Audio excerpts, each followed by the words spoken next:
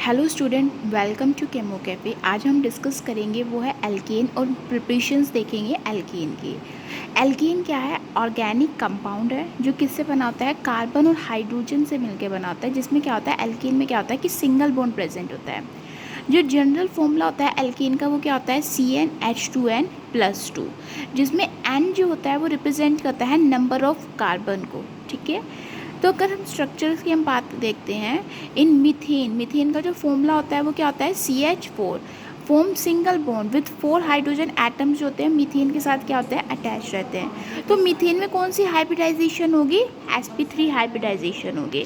जैसे आप ये स्ट्रक्चर देख रहे हैं, इस स्ट्रक्चर में आप देखिए ये जो एंगल है वो कितना बन रहा है? 109 डिग्री 28 मिनट्स का जो एंगल बनता है इनके बीच में। ठीक है, दूसरे एग्जाम्पल जैसे कि हमने यहाँ पर कार्बन की चेन ली है, इस कार्बन पे कितने कार्बन अटैच है? 4 कार्बन अटैच है, तो इसे हम क्या बोलते हैं? 4 डिग्री कार्बन, जिसे हम क्वाटनरी भी बोलते हैं।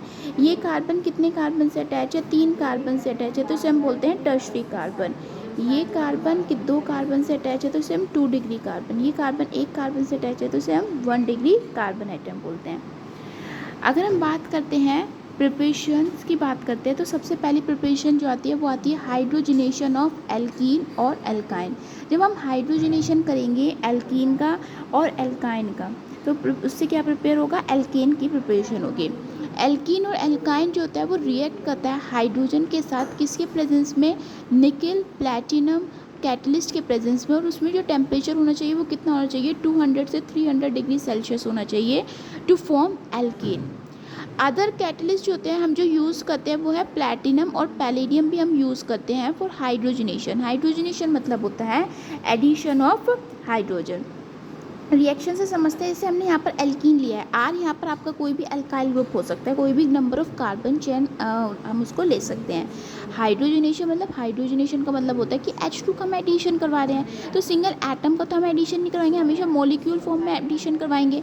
किसके प्रेजेंस में रिएक्शन हो रही है? निकल, और निकल के प्रेजेंस में हम ये रिएक्शन करवा रहे हैं, उसको हम क्या कर रहे हैं? हीट कर रहे हैं।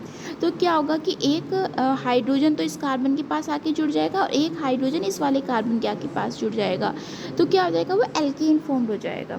दूसरी बात हम बात करते हैं, जैसे कि CH3 CH double bond CH2 H2 का एडिशन करवाएंगे, तो एक हाइड्रोजन तो इस वाले कार्बन के पास जुड़ जाएगा, एक हाइड्रोजन इस वाले कार्बन के पास जुड़ जाएगा, तो क्या फॉर्मेशन हो जाएगा? प्रोपीन का हो जाएगा।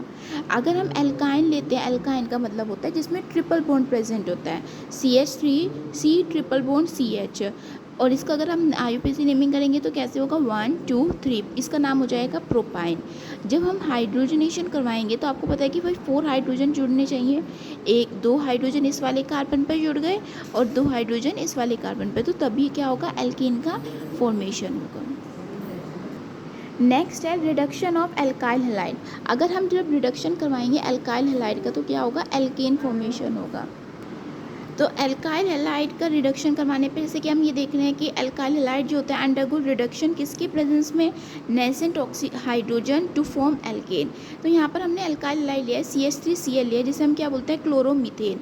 जब हम इसको किससे रिएक्ट करवाएंगे? नेसेंट हाइड्रोजन, मतलब नेसेंट का मतलब होता है कि जो सिंगल एटम में होता है, ना कि वो मॉलिक्यूल्स के फॉर्म में प्रेजेंट होता है, उसे हम नेसेंट बोलते हैं। तो हाइड्रोजन यहाँ पर सिंगल अपना इंडिविजुअली है, किसी के साथ कंबाइंड स्टेट में नहीं है। तो यहाँ पर जब क्या होगा कि हाइड्रोजन का एडिशन करवाएंगे तो ये किस में कन्वर्ट हो जाएगा?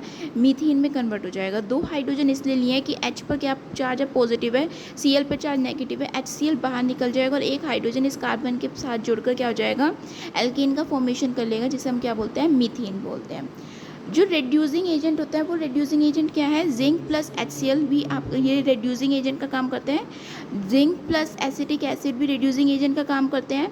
LiAlH4 का भी काम फंक्शन क्या होता है? रेड्यूसिंग एजेंट का आता है। निकल और प्लेटिनम का भी क्या फंक्शन होता है? Act as a reducing agent.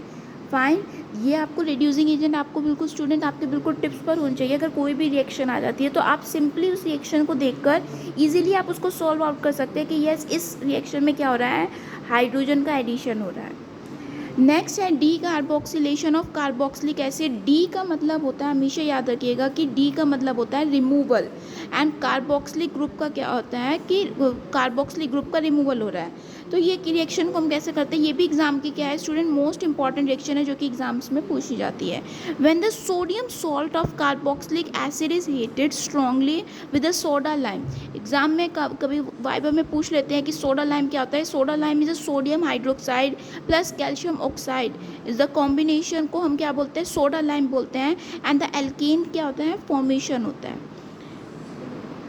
Reaction से समझते हैं, जैसे हमने यहाँ पर क्या लिया है, सोडियम एसीटेट लिया है, CH3COO Na लिया है। जब हम इसको किससे ट्रीट करवाएंगे, NaOH से करवाएंगे और हीट करवा रहे हैं, प्लस क्या है कैल्शियम ऑक्साइड, सोडा लाइम के प्रेजेंस में हम ये रिएक्शन करवा रहे हैं। तो होगा क्या कि Na2CO3 तो बाहर निकल गया और ये हाइड्रोजन इस कार्बन के पास जाके जुड़ जाएगा, क्योंकि कार्बन की वैलेंसी को भी हमें सेटिस्फाई करना है। तो एल्कीन का फॉर्मेशन हो गया। नेक्स्ट रिएक्शन की हम बात करते हैं, hydrolysis of Grignard reason. Grignard reason student कुछ नहीं होता है, RMgX को हम क्या बोलते हैं, ग्रिग्नार्ड रीजन बोलते हैं। वेयर R क्या है, एल्काइल ग्रुप है, Mg क्या है, मैग्नीशियम, और X क्या है, X इज़ अ हैलोजन। तो हमने यहाँ पर एल्काइल हैलाइड लिया है CH3Cl। जब हम मैग्नीशियम से करवाएंगे, मैग्नीशियम कैरी करता है पॉजिटिव चार्ज, Cl कैरी करता है नेगेटिव चार्ज, तो कॉम्बिनेशन हो जाएगा पॉजिटिव नेगेटिव का। ये रिएक्शंस किसके प्रेजेंस में हम करवा रहे हैं, ड्राई ईथर के प्रेजेंस में करवा रहे हैं। तो CH3MgCl बन जाएगा।